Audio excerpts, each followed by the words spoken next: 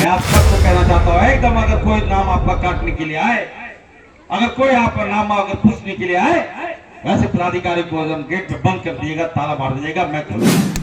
सुना आपने झारखंड के स्वास्थ्य मंत्री डॉक्टर इरफान अंसारी के इस बयान को। उन्होंने एसआईआर को लेकर ऐसा बयान दे दिया जिसने राजनीतिक और कानूनी विवाद को जन्म दे दिया है। उन्होंने सीधे जनता से कहा कि यदि कोई बीएलओ उनके घर वोटर लिस्ट के नाम पूछने या हटाने के लिए आए तो उन्हें घर में बंद कर दें और गेट पर ताला लगा दें। मैं आप सबको कहना चाहता हूँ एकदम, अगर कोई नाम आपका काटने के लिए आए, अगर कोई आपका नाम अगर पूछने के लिए आए, वैसे पदाधिकारी को एकदम गेट पे बंद कर दीजिएगा, ताला मार दीजिएगा, मैं खोलूंगा। वैसे हम आपको बता दें कि असल में डॉक्टर इरफान अंसारी राज्य के स्वास्थ्य मंत्री हैं, पर शायद उन्हें अपने विभाग में कोई रुचि ही नहीं है। तभी तो राज्य की स्वास्थ्य व्यवस्था दिन पर दिन बदहाल होती जा रही है, क्योंकि मंत्री जी का ध्यान कहीं और है, या यूँ कहें वो भूल चुके हैं कि वो किस विभाग के हैं और उन्हें क्या जिम्मेदारी दी गई है। दरअसल जामताड़ा में सेवा के अधिकार सप्ताह के दौरान मंत्री इरफान अंसारी ने कहा कि बीजेपी एसआईआर के बहाने लोगों को घुसपैठिया बता रही है और वोटर लिस्ट से नाम काट रही है। उन्होंने बिहार का उदाहरण देते हुए दावा किया कि 65 लाख लोगों के नाम काटे गए हैं, जिससे महागठबंधन के 80 विधानसभा क्षेत्र प्रभावित हुए।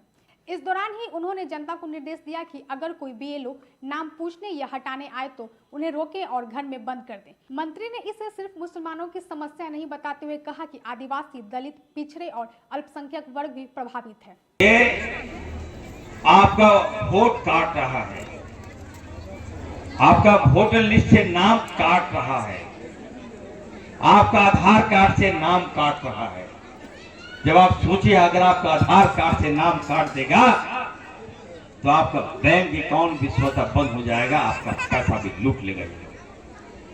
बिहार में 65 लाख, सोचिए आप, हमारा वोट को काट दिया।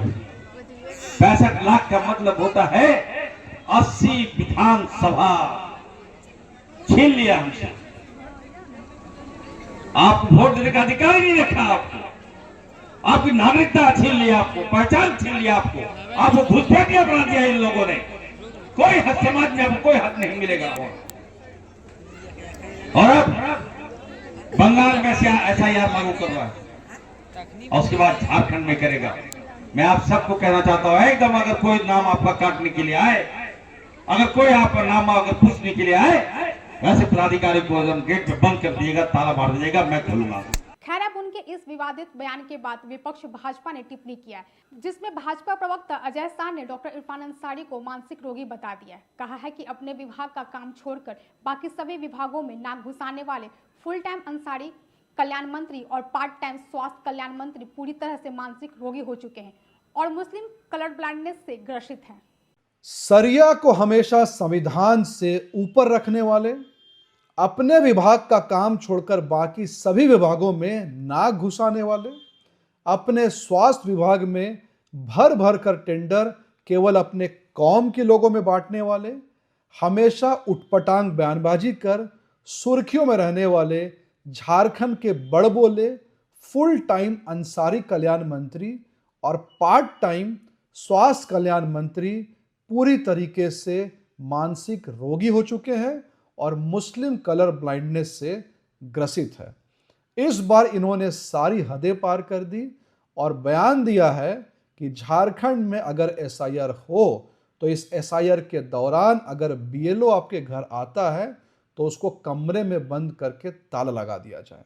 हमें लगता है कि एक चुनी हुई सरकार और एक संवैधानिक संस्था के खिलाफ इस तरीके से लोगों को हिंसा के लिए भड़काना ही जिहादी मानसिकता है और इसलिए वर्तमान में इरफान अंसारी झारखंड के जिहादी सोच के पोस्टर बॉय बन चुके हैं। बीएलओ को कमरे में बंद करके ताला लगाने की वकालत करने वाले मंत्री के मुंह पर तत्काल ताला लगाया जाना चाहिए और ऐसा मंत्री जो कहता है बीएलओ को कमरे में बंद कर दो, ऐसे मंत्री को तत्काल कांके के पागल खाने में बंद कर देना चाहिए। साथ ही भाजपा नेता भानु प्रताप शाही ने भी मंत्री इरफान अंसारी के एसआईआर बयान पर पलटवार करते हुए एक्स पर पोस्ट किया है कि मुख्यमंत्री से इरफान अंसारी को बर्खास्त करने की मांग करता हूं। मुझे नहीं लगता कि देश का कोई भी लायक आदमी अपने देश के संवैधानिक संस्था पर ऐसे बोल सकता है। जरूर ऐसे वही बोल सकते हैं जो नालायक हैं। अब झारखंड के स्वास्थ्य मंत्री डॉक्टर इरफान अंसारी का विवादित बयान, जिसने राजनीतिक और कानूनी बहस को हवा दे दी है। जनता को सीधे बीएलओ को रोकने और घर में बंद करने की सलाह देने वाले इस बयान ने सवाल खड़े कर दिए हैं कि क्या एक संवैधानिक पदाधिकारी इस तरह से अपनी जिम्मेदारी भूल सकते हैं। विपक्ष ने भी तीखा पलटवार किया है। अब देखना होगा कि सरकार इस मामले में क्या कदम उठाती है और भविष्य में संवैधानिक प्रक्रियाओं का संरक्षण कैसे सुनिश्चित करती है।